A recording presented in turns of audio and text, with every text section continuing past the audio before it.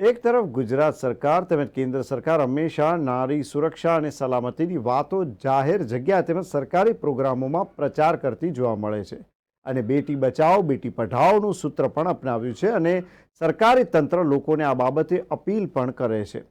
નારીને સન્માન સાથે ન્યાય મળે તે હેતુથી રાજ્યના દરેક પોલીસ સ્ટેશનમાં મહિલા પોલીસની શી ટીમ પણ બનાવવામાં આવી છે અને સરકારે અલગથી મહિલા પોલીસ સ્ટેશન પણ બનાવ્યા છે। ત્યારે શું ખરેખર આ વાતનો અમલ થાય છે ખરો?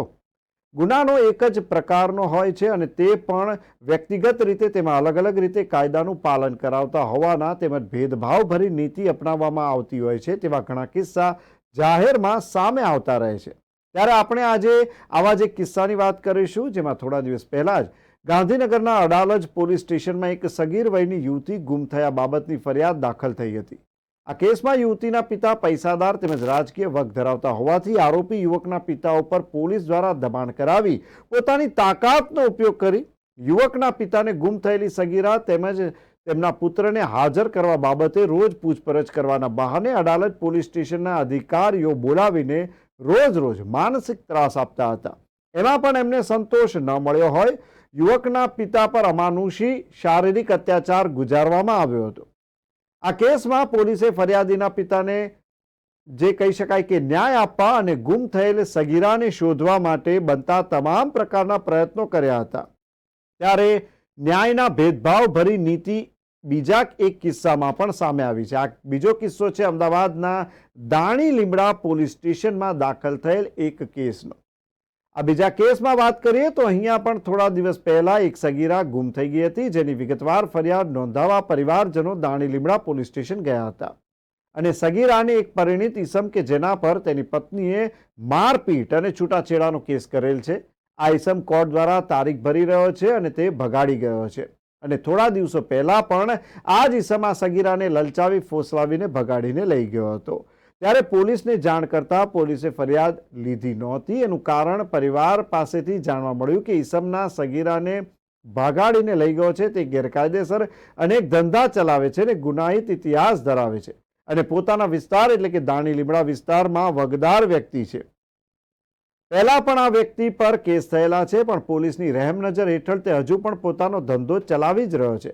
તેની સામે સગીરાના પિતા એક સામાન્ય લાચાર હોવાથી પોલીસ આગળ વારંવાર રજૂઆત કરવા છતાં પણ ફરિયાદમાં ઈસમના નામનો આરોપી તરીકે કોઈ પણ રીતે ઉલ્લેખ કર્યો નથી।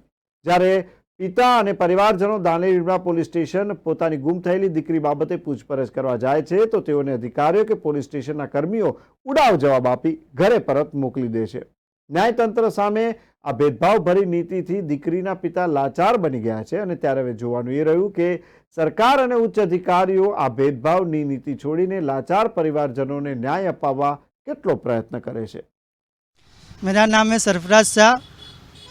क्या हादसा क्या हुआ? हादसा ये हुआ है कि जो फातिमा बीवी है वो मेरी एक बहन है, जो एक हादसा हुआ था कि वो भाग गई थी घर से कोई लड़के के संगात, जिसकी हम फरियाद दाखिल कराने आ रहे थे तो उसको ऐसी इन्फॉर्मेशन मिल के वो लड़की वापस घर आ गई, उसने घर वापस छोड़ दिया, यानी लड़की वापस आ गई घर ने। फिर अभी 18 तारीख को एक और हादसा हो गया। एजाज नाम का लड़का फातिमा बीवी को लेके भाग गया है और वो मेरी बहन है, नाबालिग है, ना समझ है, नादान है और उसने उसके 2 नंबर के धंधे ने अभी तक पुलिस ने कोई एक्शन लिया नहीं है। आज 4 दिन हो गए लापता है और क्या हाल है। और इसके वजह से ये हिसाब से मेरी मम्मी के सदमे में और मेरे बाप शर्म के मारे घर से बाहर नहीं निकल पा रहे। आप कहाँ रहते हो? हम नवाब की 40 सफ़ी मंजिल सभा फ्लैट 14 माला 407। आपने कोई आगे कार्रवाई की? पुलिस स्टेशन में फरियादी की? हमने फरियादी 18 तारीख को लिखाई है, अभी तक कुछ हुआ ही नहीं है। लड़के का ना कॉन्टेक्ट नंबर चेक करते, ना ही उसके घर वालों को कुछ एक्शन ले रहे। आप पुलिस स्टेशन में जब भी जाते हो, जब आपको क्या जवाब मिलता है पुलिस स्टेशन से? पुलिस स्टेशन से जब भी जाते तो कोई सुनवाई नहीं होती है, बस ये कहते कि बंदोबस्त में होगा, पुलिस काम करेगी, तुम्हारा काम करेगी, तुम टेंशन मत लो, पुलिस उनका काम करेगी। हमको बस यही जवाब आ रहा है। हम 3 दिन सलंग पुलिस स्टेशन आ रहे, 3 दिन हमको यही जवाब मिल रहा है कि बंदोबस्त बंदोबस्त। 18 तारीख से बंदोबस्त है, आज तक बंदोबस्त में ही पुलिस जा रही है। आपको यहाँ से अगर पुलिस स्टेशन से सही जवाब नहीं आ रहा तो आपने डीसीपी का कांटेक्ट किया? हम डीसीपी ऑफिस भी कल गए थे तो डीसीपी साहब भी बंदोबस्त में थे, तो वहाँ से रिप्लाई ये हुआ डीसीपी साहब भी बंदोबस्त में थे न हम घर आ गए।